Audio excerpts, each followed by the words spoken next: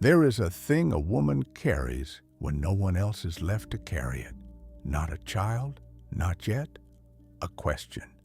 And questions out on the Texas border have a way of arriving at 3 in the morning, soaked through with no good answer folded anywhere inside them.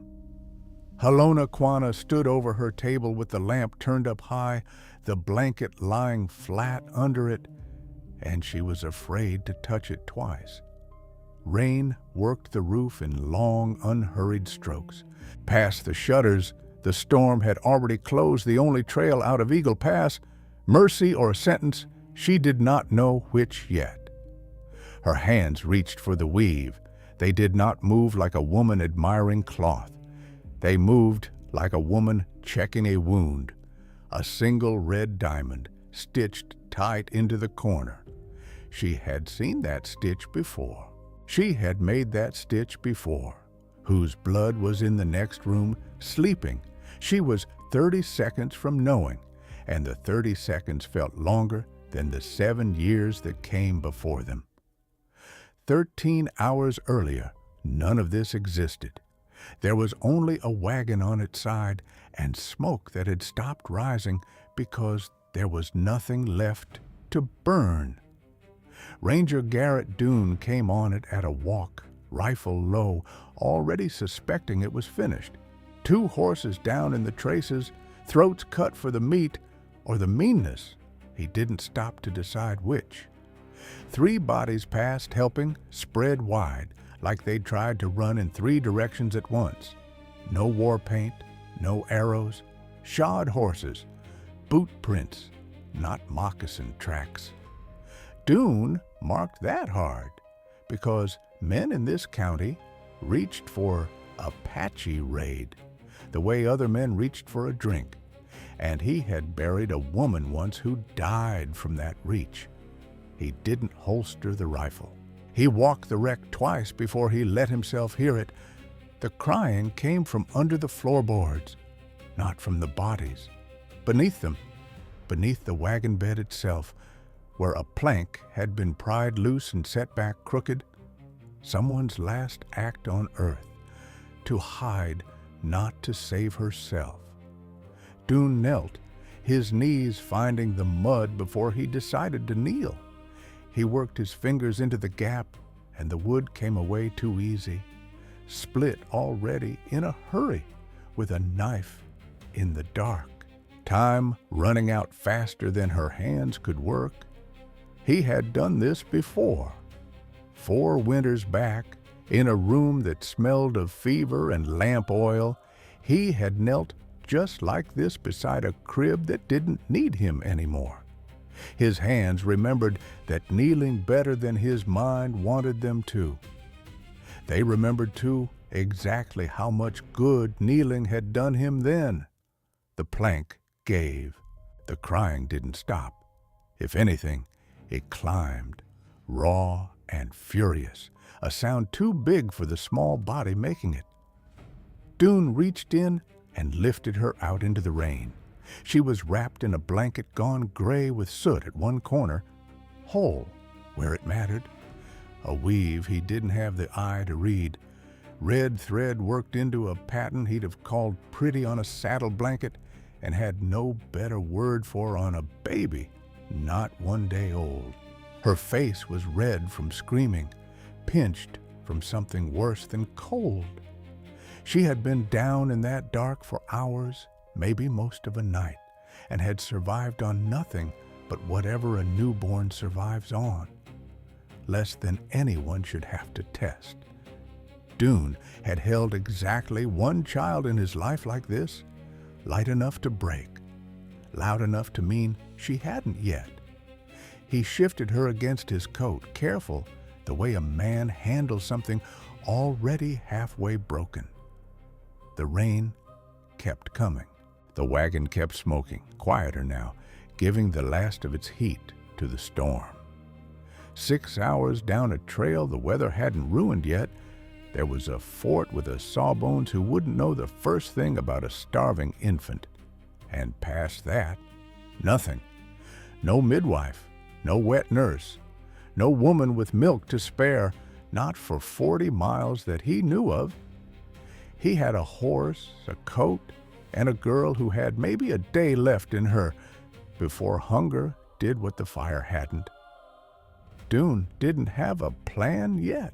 He had a baby working herself hoarse against his collarbone, boot prints in the mud that weren't going to explain themselves tonight, and a ride ahead of him he hadn't chosen and couldn't refuse. He tucked her deeper into his coat, turned the horse from what was left of the wagon, rode toward the one roomer he had, a woman at the end of the trail, Apache, who might, if the winter hadn't already taken everything from her too, have milk enough for a stranger's child. He did not know her name yet. He had no idea, riding out of that smoke into the dark, that he carried the answer to a question 7 years old, and that the woman he rode toward had been waiting on it without knowing she was waiting, since the day her family stopped saying her sister's name. A horse does not know it is carrying 2 lives instead of 1. It only knows the weight has changed, and that the man on its back keeps stopping for no reason a horse can name. Doon stopped every quarter mile that first hour, not to rest the animal, to check her breathing against his collarbone, to make sure the sound coming out of her was still crying and not something quieter and worse. Each time he found the same thing, red-faced, furious, alive. He learned to be grateful for furious. Each time, too, his fingers found the edge of the blanket first, before her face, before anything, checked it was still tucked, still dry where dry mattered. He didn't know why his hand went there before his eyes did. A man's hands do what they do in the dark. He tried what a man tries when he has nothing to try. A corner of his neckerchief, wet from the canteen, pressed to her lips. She turned her face from it like it had insulted her. He tried his smallest finger next, scrubbed as clean as trail dust allows, and for 11 minutes, by his own reckoning, that worked. Not fed her, just gave her something to be angry at that wasn't the whole wide dark. Then she remembered she was still hungry and started again, and he let her. A crying child was a child with breath left to waste on it. He talked to her some, not words that meant anything, just the sound of a voice, low and steady, the way he'd talk down a spooked horse. Somewhere past the second hour, he caught himself saying, almost there, to a place he had never seen, could not promise existed the way he needed it to. His hands had gone numb around the reins an hour back, and he did not loosen them to fix it. A man could get another pair of hands working again come morning. He could not get back whatever those 11 minutes of quiet had cost her if he'd let go to warm himself instead. So he kept the reins loose in fingers he could no longer feel and let the horse pick the trail. And he held the girl the only way that mattered, which was tight and low and away from the wind. The cold came up through his boots before it ever touched her. That much at least he'd arranged right. Small mercy. He'd take it. The rain thinned to mist around midnight, and the mist thinned to nothing by the time the fort's lantern showed itself. A single low light doing its best against 400 miles of dark. He had never been so glad to see a poor excuse for a light in his life. The gate stood open, unmanned at that hour, and the yard beyond it was mud churned by hooves and boots and nothing else moving. A dog barked once from somewhere behind the stables and thought better of a second try. Doon rode straight for the one window still burning. He came off the horse wrong, legs stiff from hours of holding one position. He caught the saddle horn to keep from going down in the mud with her still in his arms. Stood there a moment, letting his legs remember how to work, before he trusted himself to walk. The horse dropped its head and didn't move, done for the night, and past caring who knew it. Sergeant Amos Pruitt had held this post 11 years, long enough to learn the particular way trouble sounds coming up the trail before you can see it.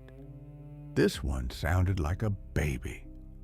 He didn't ask questions Doone couldn't answer yet. Wagon burned. Everyone gone but her. That was the whole of it. Pruitt's face did the thing a man's face does when he's heard a version of that story too many times to be surprised by a new one. He put a tin cup in Doone's free hand without asking if he wanted it.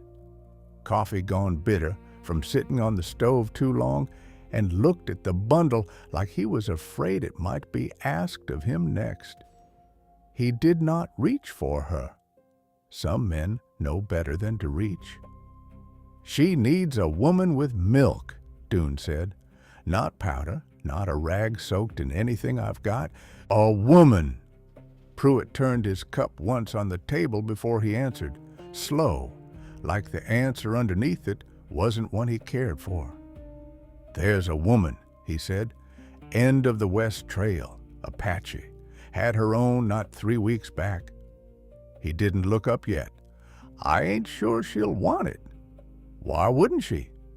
Pruitt finally met his eyes, and there was no meanness in it, only the tired arithmetic of a man who'd watched this county work a long time, because half this fort would call it charity if she said yes, and the other half would call it something uglier. A woman like that learns to say no before anybody gets the chance to make her sorry for saying yes. She got a name? Halona. Pruitt said it careful, like a word he didn't get to use much. Quanah's people. Good woman. Better than this county deserves. He set the cup down. "Storm's already closing that trail, Ranger. Give it till—" Doone was in the saddle before the sentence found its end. The baby resettled hard against his coat. Pruitt was left holding 2 cold cups, and the second half of advice nobody had waited around to hear. The last stretch of trail ran along the river, close enough that Doone could hear the Rio Grande working itself louder mile by mile, fed by the storm. He did not slow for the water. A man who has already decided what he's willing to risk stops noticing the ways it could go wrong. The cabin sat low against a stand of cottonwoods, one window lit, smoke bending sideways off the chimney before the wind tore it apart. No fence, no dog to announce him, just a door that looked like it had been built by someone who expected eventually to have to defend it. He came off the horse the same wrong way as before, legs remembering nothing, and crossed the yard at something between a walk and a thing faster than a walk. The baby had gone quiet in the last mile. Not asleep, he'd learned by now to tell the difference. Quiet, the way a lamp goes right before it runs out of oil. He hit the door twice with the flat of his hand. Not polite. A man does not knock politely when he is carrying a question that cannot wait for daylight. It opened faster than he expected, which told him she hadn't been asleep either. Halona Quanah stood in the frame, shawl pulled tight, lamplight behind her. For one long second, neither said a word. She reading the wreck of a man on her porch, him reading a face that had clearly spent that same night awake, for reasons of its own. Behind her, in the room's near corner, a cradle sat close to the hearth, catching the last of its warmth. Small, recently used, the blanket inside pulled smooth and undisturbed. The particular stillness of a thing arranged, not slept in. She did not ask what he wanted. She looked at the bundle against his coat, and whatever question had been forming on her face closed itself before it reached her mouth. She had heard enough newborn silence in her life to know exactly what kind this was. "She's not fed," Dune said. His voice came out rougher than he'd meant it. "Not since last night, maybe longer." Halona's eyes went to the blanket first. The corner of it, soot gray, the red diamond half hidden in the fold of his arm. Something crossed her face, too quick for him to name. Then it was gone, folded back under the same stillness she'd opened the door with. "Whose is she?" "Don't know yet." "Wagon burned 6 hours east. She was the only one under the floorboards." He shifted the weight against his chest, an old habit surfacing without his permission, checking the blanket was tucked before he checked anything else. "Sergeant at the fort said there was a woman out this way. Said you had milk to spare." "He say anything else?" "Said you might not want it." Something almost like a laugh moved through her, gone before it became one.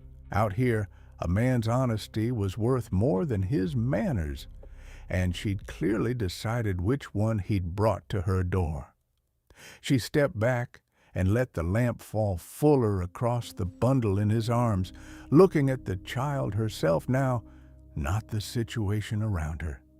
The baby's face, red and pinched, turned toward the light and the smell of wood smoke, and under it, faint, unmistakable to a woman 3 weeks into her own milk, turned toward her. Halona did not reach out yet. Some women learn to wait a beat before their hands commit to a thing their heart has already decided. "Can you nurse him?" Dune said. "Just this once." He heard the word land wrong, even as it left him. Him, when he still didn't know, hadn't thought to look, hadn't let himself think of her as anything but a weight and a fear for 6 straight hours. He didn't correct it. Some mistakes tell more truth than the sentence would have without them. Halona's gaze moved past him, past the porch, out toward the dark, where the storm was still deciding how much of the trail it meant to keep. Then it came back, not to his face, but past his shoulder, to the cradle behind her, the one with the blanket pulled smooth, the one that had held someone 3 weeks ago and held no one now. She did not answer. The rain kept its rhythm on the roof, patient, indifferent to what either of them needed it to say. Dune did not fill the silence.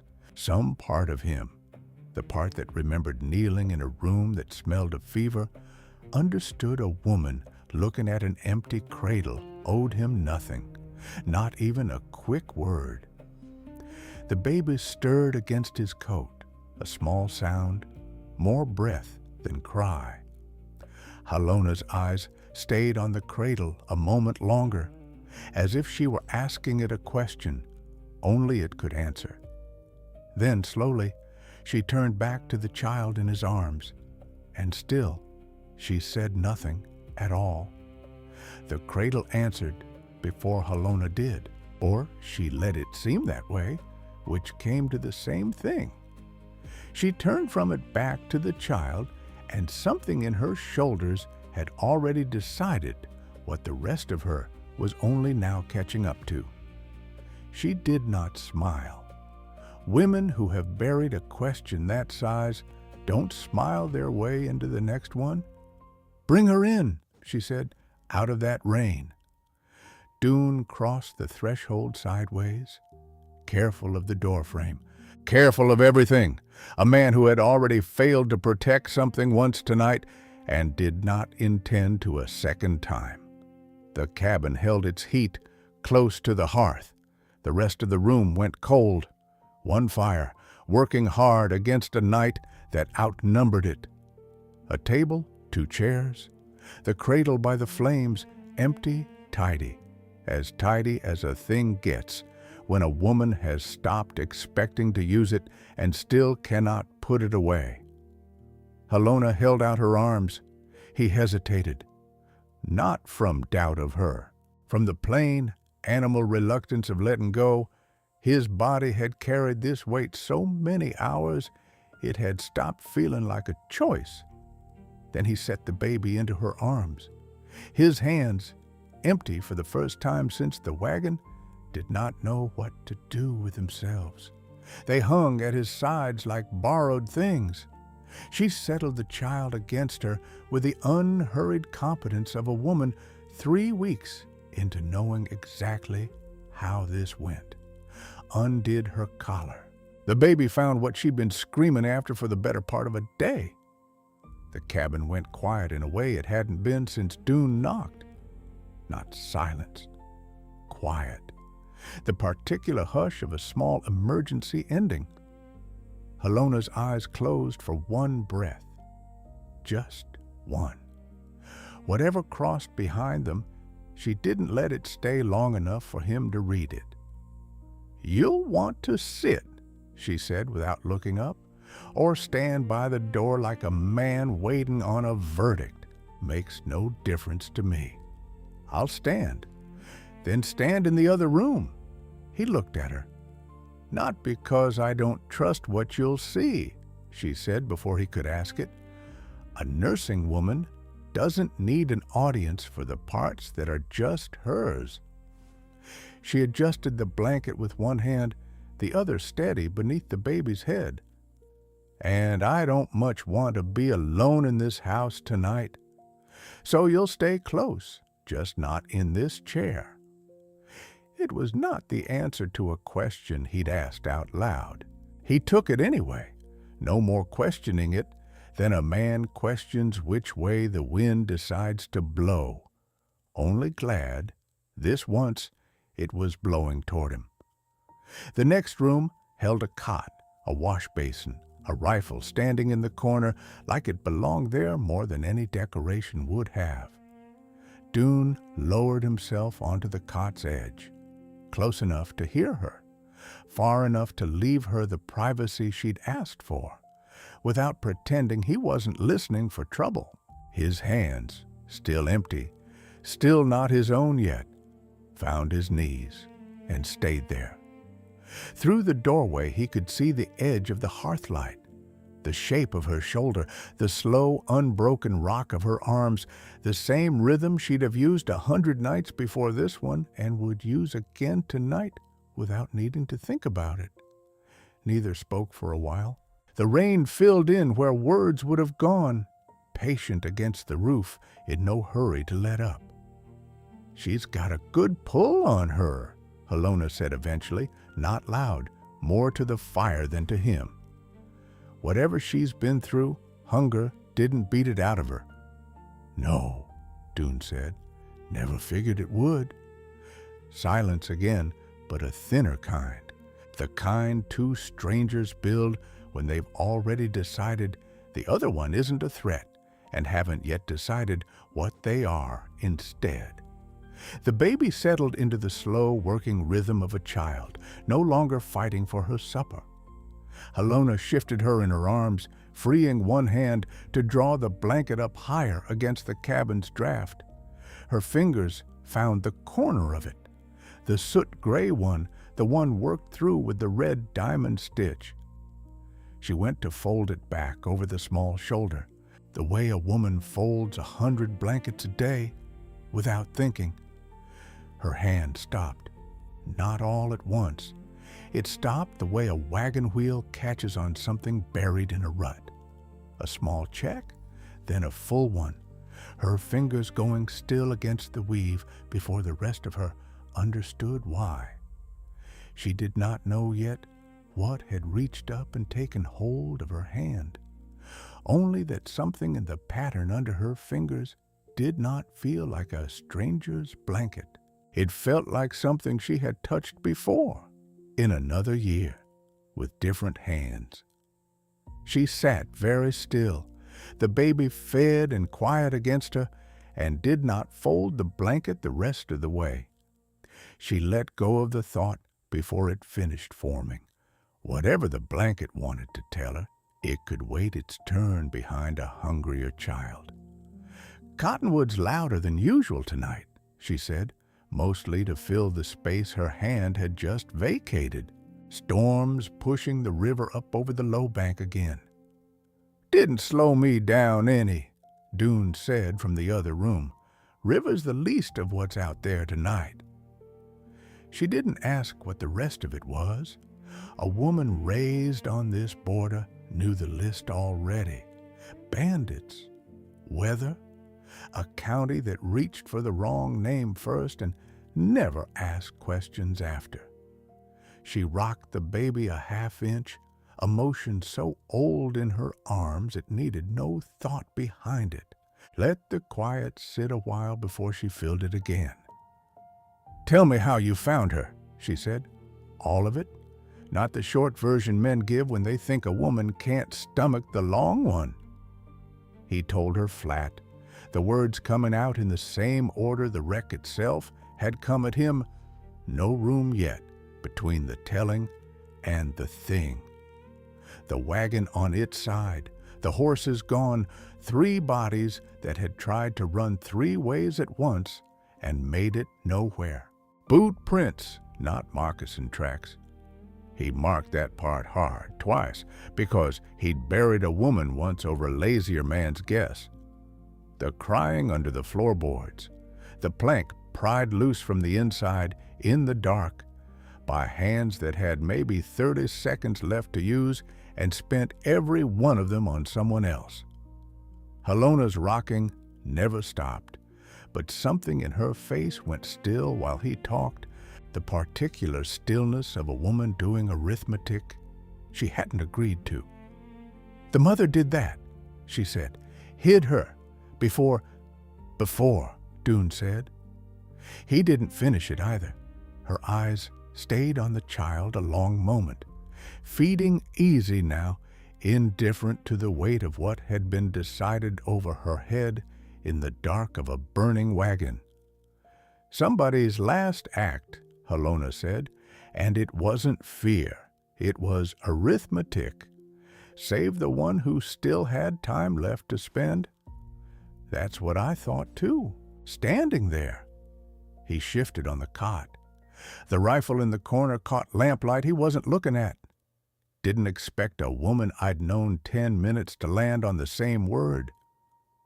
Some words only fit one way. She said it plain, no weight thrown behind it, though it carried some anyway. Quiet again. The rain hadn't let up, hadn't hurried either. A storm content to just keep proving it could. The lamp guttered once, low on oil and steadied. Halona didn't reach to trim the wick. Her hands had other work tonight, and some part of her had already decided the lamp could ask for help on its own time.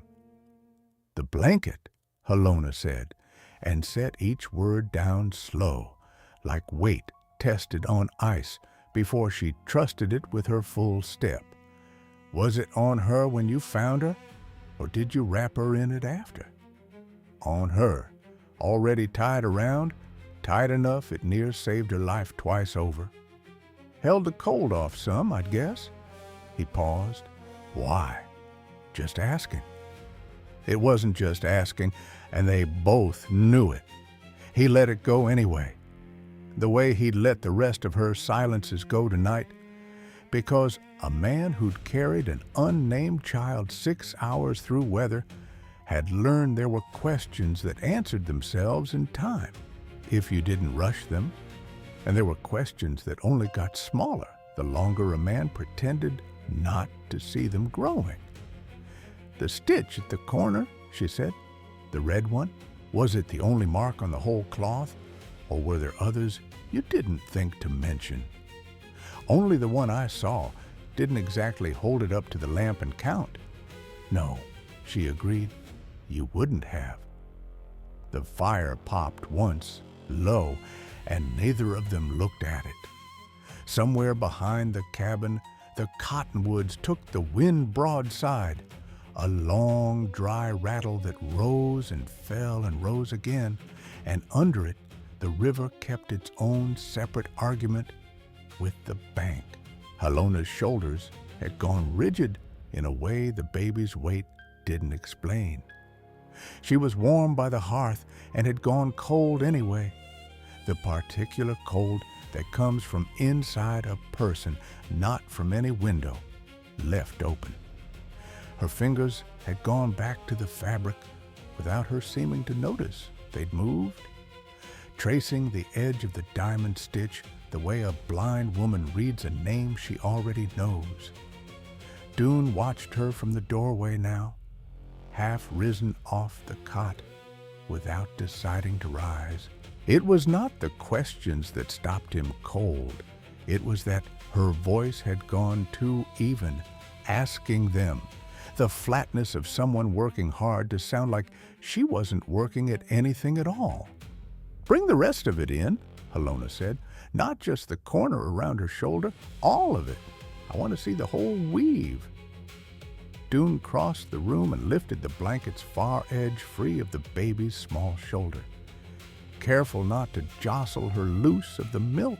He held it out toward the lamp, the weave catching light it hadn't caught since a burning wagon put it in shadow. Halona's hand rose to take it. It was shaking before it ever touched the cloth. The cloth did not fight her. It was soft with age and rain, and it came free into her open hand the way a thing comes home.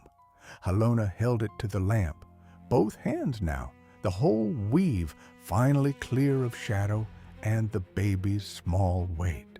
Red thread ran corner to corner in a chain of diamonds, tight and even, the kind of stitch a hand only gets from doing it wrong 100 times first. She had done it wrong 100 times first. The lamp hissed once, low on oil, and neither of them moved to trim it. Halona's grip on the cloth had not loosened since she'd lifted it.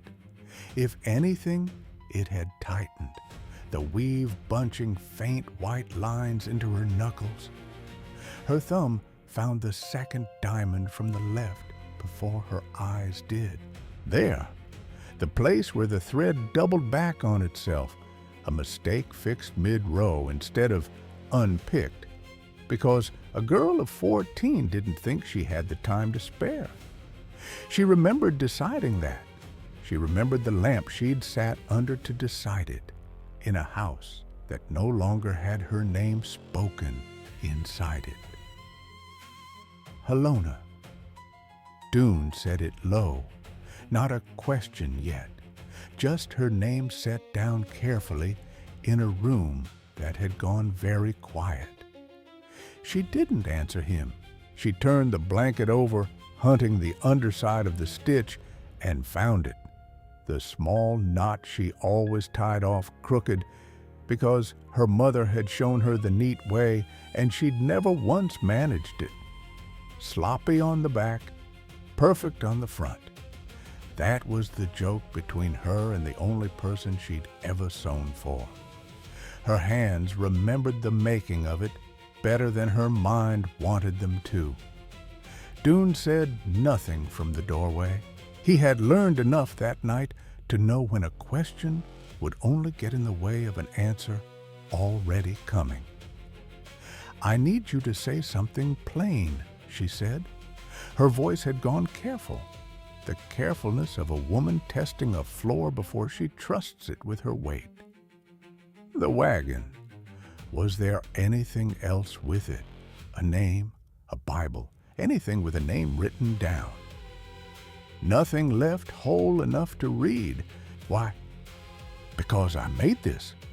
She said it flat, the way a fact gets said when saying it soft would only make it hurt longer. These hands, this thread. I sat under my mother's lamp and I made this blanket when I was 14 years old, and I gave it to the only sister I ever had on the last day anybody in my family said her name out loud. The fire did not pop.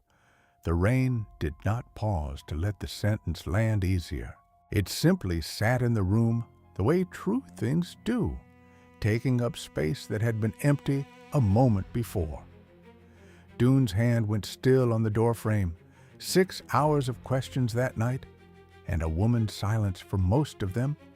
This one he hadn't even thought to ask. Her name, Halona said, and her arms tightened around the child without her telling them to, was Sooleawa. She was given to a settler man against everything our people held right, and my family cut her name out of every conversation in this house the day the wagons took her east. 7 years. The baby slept on against her, fed, indifferent to the 7 years just spoken over her head. 7 years I let them keep her buried in a silence I never once fought. She lifted her eyes from the child to the blanket still spread across her lap, red diamonds catching lamplight the way blood catches it. Bright, impossible to look away from once seen. This is the last thing my hands ever made for her, Halona said, and you carried it out of a burning wagon on the body of the only family she had left in this world. The baby stirred small and unaware in the arms of an aunt who, until that moment, had not known she possessed the word. Outside, the storm kept working the roof, patient as arithmetic, indifferent to the 7 years a family had just lost and, in the same breath, gotten partway back. For the first time since the door had opened that night, Halona said her sister's name out loud, not to Dune, not to the child, to the empty cradle by the hearth, as if it too had been waiting 7 years to hear it. Sooleawa, she said again softer. Sooleawa, I have her. Sooleawa. Dune said the name back to her once, careful with it, the way a man handles a thing he's been told is fragile before he's had the chance to test that for himself. Halona nodded. She didn't look up from the child. She was 3 years younger than me, cried at everything when she was small, a dropped bowl, a dead bird, a song our mother sang wrong on purpose to make her laugh through the tears. Then she got older, stopped crying at anything. That worried me more than the crying ever did. She shifted the baby against her shoulder, out of habit, though the girl had long since stopped needing it. She fell in love with a settler man who traded horses at the fort. Everyone saw it happening before she said a word. I saw it too. I didn't say anything either. Why not? Because I thought it would burn out on its own, the way most things that age do. She was quiet a moment. It didn't. Outside, the storm had settled into the long, even work of a thing with no intention of finishing soon. The lamp threw its small circle of light over the table, over the blanket still spread there, over the two of them, sitting close enough now that the distance between the chair and the cot had stopped meaning anything. My father called it a wound in the family, said it out loud at supper like he was reading a verdict. Nobody argued with him. I didn't argue with him. Her jaw worked once, tight. She was gone within the month, east with the man, and the wagons that carried her off carried her name away too. Nobody spoke it after. Not my mother, not me. 7 years of a name sitting in my mouth, and me never once letting it out. 7 years is a long time to carry a thing you never say. It's longer when you're the one who could have said it and chose not to. She looked at him then, direct. The first time all night her eyes had held still on his face longer than a passing glance required. I told myself I was keeping the peace, keeping supper quiet. That's a coward's arithmetic, Ranger. I know that now. Knew it then, too, if I'm honest. Honesty's a debt I owe her. Can't pay it to her anymore. Might as well start paying it to you. Dune didn't answer right away. He was looking at his own hands, open on his knees, turning them over once as if to check what they were still good for. My daughter would have been 4 this spring, he said. Halona went still. Fever took her the winter before last. 2 days, start to end, I held her the whole second day. Wasn't anything else useful a man could do with his hands. She died in them anyway, and since then, he stopped, started again, flatter. Since then, my hands don't do right by a child. Shake every time. Tonight's the first time in 2 years I've held one longer than it takes to hand it back to somebody better suited. They didn't shake tonight. They did. You were just busy enough not to see it. She considered that. The baby breathed slow and even against her collarbone, milk-drunk, indifferent to the two adults deciding, in low voices, how much of their own wreckage to hand across a table. Why tonight, then? Why this child and not some other one these 2 years? Didn't have a choice tonight. She was dying of hunger in my arms, and there wasn't anybody else within 6 hours to hand her to. A short breath, close to a laugh, with none of the humor in it. Man finds out fast what his hands will do when there's no room left to refuse. That's not nothing, Ranger. Didn't say it was nothing, said it was the only reason. Halona let that sit. She'd learned enough about grief, her own, and the kind that walked into her house wearing a badge, to know men like this one didn't want comfort laid on top of a confession.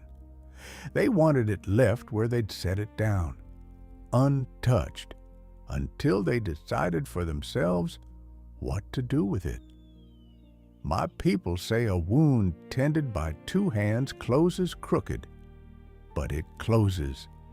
She said it plain, no weight thrown behind it, the way she'd said everything else tonight that mattered more than it sounded. Mine's 7 years old. Yours is 2 winters. Doesn't much matter whose is older. Both still open tonight. And there's a child in this room neither of us expected, doing more mending than either of us has managed alone. Doon looked at the baby a long moment, really looked, the way he hadn't let himself since the wagon. "She's not doing the mending," he said. "We are. She's just giving us a reason to hold still long enough to notice." It was the closest either of them had come all night to saying outright what had been building quiet in the room since the blanket came off her shoulder. Somewhere between the fever of not knowing and the ache of knowing too much, they had stopped tending to a stranger's child. Started, without meaning to, tending to each other. Neither said that part aloud. Some things get ruined by saying them too soon. The baby stirred against Halona's chest, a small restless shifting that might have been nothing, a dream, a change in the rain's rhythm on the roof, the ordinary business of a sleeping child. Halona's hand went to her back out of habit, a slow, steady pat that had settled 100 nights before this one. Then the baby cried. Not the hungry cry from hours ago, sharp and demanding and healthy. Something thinner, something that caught halfway and had to work for the rest of it. Halona's hand went still against the small back, went still, and then noticed what it was touching. Doon? Something in the way she said his name brought him off the cot before she finished it. "She's hot," Halona said. "She wasn't hot an hour ago." Doon crossed the room before he decided to move. His hand found the baby's forehead the way another man's hand finds a gun, fast and already knowing what it would meet. Hot, too hot for a room this cold. "Fever's not from hunger," Halona said. She had the baby unwrapped now, checking, her fingers moving along small limbs with a steadiness her voice didn't share. "Hunger doesn't do this. Hunger I know how to fix." She found what she was looking for on the girl's shoulder, a mark the size of a thumbnail, raised and warm, where the smoke or the fall or the hours under that floorboard had left more than fear behind. This isn't hunger. What is it? Something got in, under the skin where it shouldn't. She said it plain, the way she'd said everything else that mattered too much to dress up. Could be the fire. Could be the fall when the wagon went over. Doesn't much matter which. It's in her now, and it's not asking permission to stay. The baby cried again, the same thin catch as before, and Halona drew her back against her chest, rocking without the rhythm meaning anything this time. A woman's arms working on their own, ahead of whatever her mind had decided to do. "Fort's gotta saw bones," Doone said. 6 hours, maybe 5 if the trail's gone. She didn't look up. "You heard the river an hour ago. It's louder now. That crossing's underwater by midnight, and midnight's not far off." She looked toward the window, black and streaming. "Nobody's riding out of here till morning. Maybe not then. Then what do we do?" Halona didn't answer right away. Her hand had gone to the small of the baby's back, the same steady pat, except now it looked like a woman searching for something to hold on to that wasn't the fear climbing up her own throat. "There's a root," she said. "My grandmother's. Ground fine, steeped hot, laid on the skin where the heat's worst, works on some fevers, not all." Her voice had gone careful, testing each word before she let it stand. "I've used it twice in my life. Once it worked. And the other time?" She didn't answer that either. She didn't need to. Doone had buried enough to read the silence for what it was. The fire cracked, low, and the wood basket sat within arm's reach of them both, untouched.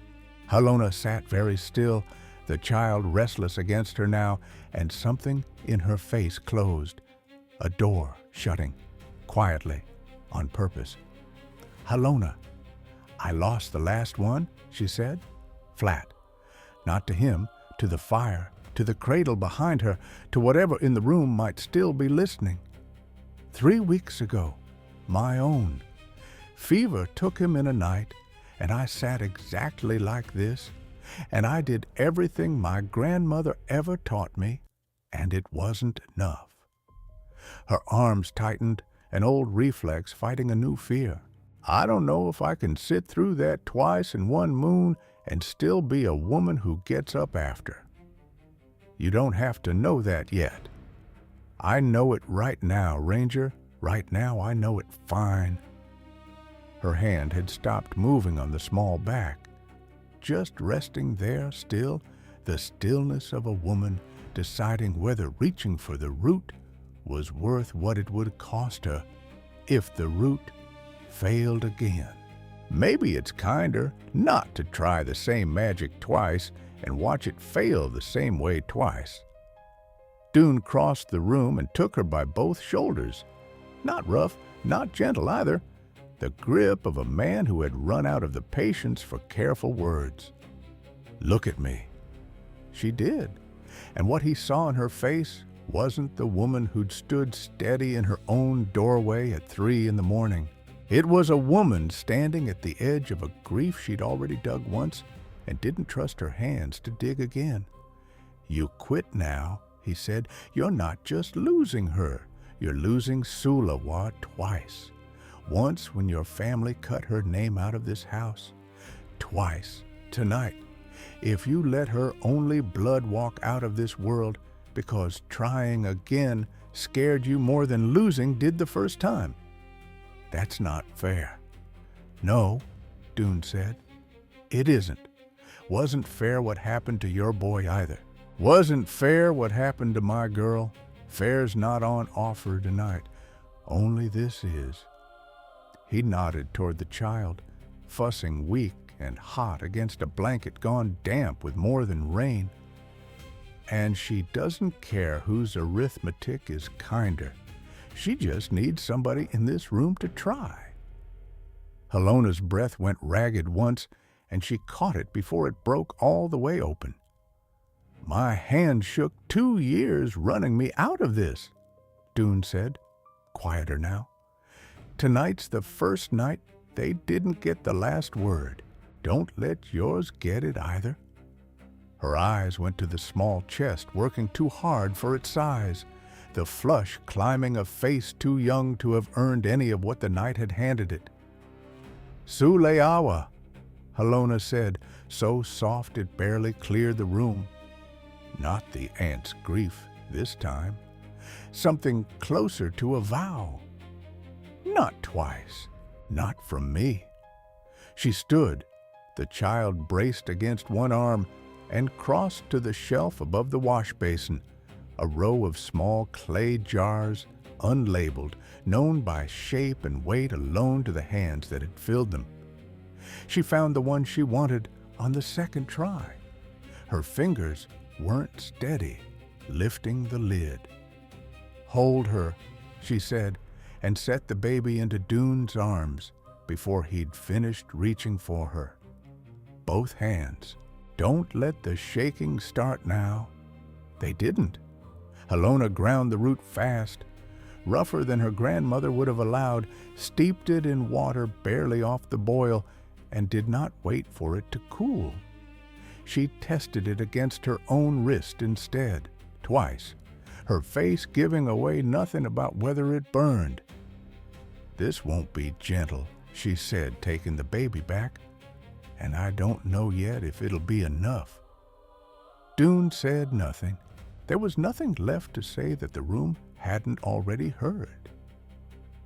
Halona lowered the cloth toward the small shoulder, her hand steady now in a way it hadn't been reaching for the jar, and did not let herself think past the next 10 seconds of what her grandmother's medicine could or couldn't do. The cloth met skin, and the baby screamed, not the thin catch of an hour before. A full, furious cry, lungs behind it, temper behind it, the same red-faced fury Doone had carried out of a burning wagon. Halona held the pack steady against the small shoulder anyway. A woman does not stop tending a wound because the wound objects. "That's good," she said, mostly to herself. "That's her fighting." She did not know that yet. She was choosing to believe it, which was not the same thing, and she knew the difference better than most. The night went on the way bad nights go, in pieces too small to add up to anything, until suddenly they did. Halona changed the poultice twice more, working by firelight after the lamp ran dry. Doone kept the fire fed. The one useful thing his hand still knew how to do without shaking. Somewhere past 3, the baby's cry thinned into something else. Not weaker, different. The sound of a child too tired to keep fighting and starting instead to rest. Halona pressed the back of her hand to the small forehead the way she had a dozen times that night, bracing for the same heat.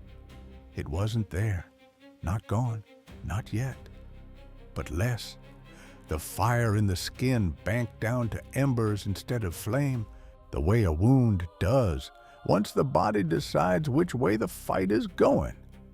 "Doone!" He was across the room before she said anything more, the way he'd crossed it the first time the fever showed itself. Except this time, her voice didn't carry the same edge. "She's cooler," Halona said. She didn't trust it out loud yet either. Not by much, but cooler. They sat with that a long while, neither one willing to call it one too soon. The rain thinned toward morning. The window Halona had watched black and streaming for 6 hours started showing gray instead. The baby slept, really slept, the loose, boneless sleep of a child whose body has stopped spending everything it has just to survive the hour. Halona did not move to check again. She had checked enough for one night. The room had gone quiet, the way rooms do when an emergency finally agrees to become a memory. The sun came up the color of the inside of a shell, pale and pink over the cottonwoods. It found the two of them still in the same two chairs, closer together than they'd started. Halona looked down at the child a long while in that first honest light, not checking for fever now, just looking. "She's not going to remember any of this," Dune said. "No." Halona's thumb moved along the small cheek, slow. "But we will." She reached for the blanket where it had fallen across the table's edge, forgotten in favor of clay jars and cooling cloths, red diamonds, corner to corner, the stitch of a girl who hadn't known, sewing it, what it would end up carrying. Halona folded it once and did not tuck it back around the baby's shoulders. She set it over the arm of her chair instead, close, out in the open where a thing sits once it stopped being a secret. "I'm calling her Sooleawa," Halona said. Not a question. Not to the county, not to a preacher, not to anyone with an opinion about that name on a child with a settler man's skin. Same as her mother. She's Blood Ranger, whatever the rest of this territory decides to call her instead. Nobody in this room's arguing. Wasn't asking this room. She looked up at him then, steady. Was telling it. Dune nodded once. Not agreement, acknowledgement. There was no arguing a fact. "Nobody asked my blessing when my sister loved a settler man," Halona said. "Not her, not love. It just went and decided, the way it does." Her hand smoothed the small back, slow, the same steady pat that had settled 100 nights, and now, finally, one that had worked. "This one, I get to decide myself." The fire had burned down to coals. Neither of them moved to build it back up. Some warmth a room makes on its own. Eagle Pass learned slowly, the way border towns learn most things, by watching longer than they talked about it. A ranger who found reasons to ride the West Trail more than any patrol required. A cabin that started keeping a second chair by the fire, then a third, small enough for a child not yet steady on her feet. A woman the fort once called the Apache at the end of the trail, and started calling something else, Aunt first. Then, within the year, Mother. Nobody remembered choosing either word. Both simply arrived, the way true things do, and stayed. The blanket hung on the cabin wall by then, red diamonds catching whatever light the day offered, no longer folded away against a grief nobody could look at straight. A relic now, not a wound. The difference, Halona had learned, was mostly which way you decided to hang a thing. She said it to Dune one of those nights, the girl asleep between them and the fire down to its last low glow. Plain, unhurried, meant to be heard once and remembered after. "The blood chose once," she said. "Its way. I choose again tonight. And I'll choose tomorrow." She looked at him a moment longer than the sentence required. "Seems to me," she said, "you've been choosing too. Every ride out here that wasn't official business." Dune didn't argue it. Maybe that's the only kind of family that ever really holds. Not the one blood hands you without asking, the one you keep choosing, morning after ordinary morning, long after anyone would blame you for walking away. Somewhere tonight, someone watching this is carrying a person who came into their life sideways, uninvited, wrapped in someone else's leftover grief. A stepchild, a friend's orphan, a stranger's blanket that turned out to be their own. If that's you, Who was it?